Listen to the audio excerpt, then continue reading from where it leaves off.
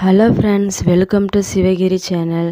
இன்றைக்கி அதிகாலையில் பிரம்ம முகூர்த்த நேரத்தில் நான் செய்த வேலைகளை தான் உங்களுக்கு ஒரு விலாகாக கொடுத்துருக்கேன்.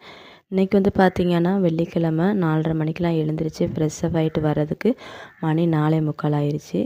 எப்போதுமே ஃப்ரெஷ்ஷப் ஆகிட்டு வந்துட்டு ஜோதி சேனல் வந்து ஓப்பன் பண்ணி விட்டுருவேன். அதில் வந்து நல்ல நல்ல பக்தி பாடல்கள்லாம் போடுவாங்க.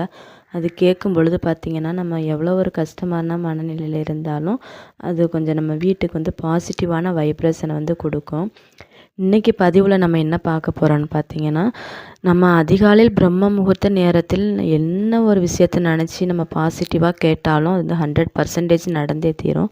ஆனால் ஒரு சிலர் வந்து சொல்லுவாங்க, நான் எவ்வளவு தான் வேண்டுனாலும் விளக்கு வச்சாலும் எனக்கு எந்த ஒரு நல்லெண்ணமே கிடைக்க மாட்டுது அப்படின்னு சொல்லிட்டு ஒரு சில பேர் நினச்சிருப்பாங்க. அவங்களுக்கு இந்த பதிவு வந்து உதவும்னு நினைக்கிறேன். என்னென்னு பார்த்தீங்கன்னா, அந்த நேரத்தில் நம்ம வந்து நெகட்டிவான வார்த்தைகள் எதுவுமே நம்ம வந்து சொல்லக்கூடாது. பாசிட்டிவான வார்த்தைகளை மட்டும்தான் அந்த நேரத்தில் நம்ம வந்து சொல்லணும். சிலர் என்ன பண்ணுவாங்கன்னா, கடவுளே என்னுடைய நோயை குணப்படுத்துங்க, என்னுடைய கஷ்டத்தை குறைங்க, என்னுடைய கடன் சுமையை குறைங்க அப்படின்னு சொல்லிட்டு தான் நம்ம வந்து கேட்போம். அப்படி கேட்கும் பொழுது இந்த பிரபஞ்சமானது என்ன பண்ணணும்னு பார்த்தீங்கன்னா, இவங்க வந்து நோயை கேட்குறாங்க, இவங்க வந்து கடனை கேட்குறாங்க, இவங்க வந்து கஷ்டத்தை கேட்குறாங்க அப்படின்னு சொல்லி தான் மீண்டும் மீண்டும் நமக்கு வந்து பிரபஞ்சமானது வந்து அந்த ஒரு விஷயத்தை வந்து நமக்கு திருப்பி கொண்டுட்டு வந்து கொடுக்கும். இனிமேல் நீங்கள் வேண்டும் பொழுது அப்படி கேட்கவே கேட்காதீங்க. என்னன்னா, நம்ம பாசிட்டிவான வார்த்தைகளை மட்டும்தான் அதை சொல்லணும். இறைவா, என்னுடைய உடல் ஆரோக்கியத்தை வந்து மேற்படுத்துங்க, எனக்கு பண வரவை அதிகமாக தாங்க, எனக்கு சந்தோஷமான வாழ்வை தாங்க அப்படின்னு சொல்லிட்டு கேட்கணும். இப்போ நம்ம ஒரு வீடே கட்டிக்கிட்டு இருந்தாலும் நம்ம அந்த வீடை கட்டி முடித்து நம்ம அந்த வீட்டுக்கு குடி போக போகும்போது எந்த ஒரு மனநிலையில் நம்ம சந்தோஷமான நிலைமையாக இருக்குமோ அதே நிலையை தான் அந்த பிரபஞ்சத்துக்கு நம்ம வந்து கொண்டு போய் சேர்க்கணும். இறைவா, எனக்கு இந்த அழகான வீடை வந்து கொண்டு வந்து கொடுத்துருக்கீங்க, அதுக்கு வந்து ரொம்ப நன்றி அப்படின்னு சொல்லிட்டு நம்ம முதல்ல நம்மளோட நன்றியை வந்து அந்த நேரத்தில் தெரிவிக்கணும்.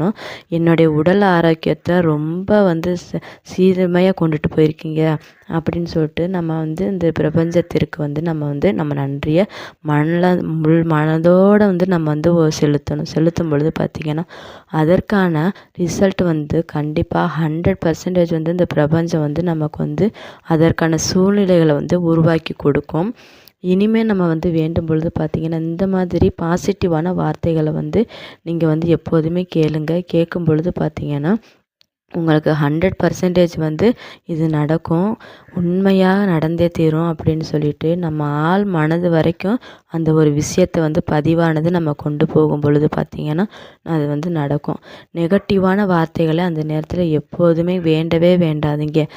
கேட்கும் பொழுது பார்த்திங்கன்னா அந்த நெகட்டிவான வந்து கமெண்ட்ஸ் மட்டும்தான் நமக்கு வந்து அந்த பிரபஞ்சம் வந்து கொடுக்கும். ஏன்னா அந்த பிரபஞ்சத்துக்கு நமக்கு நல்லது எது கெட்டது எதுன்னு தெரியாது.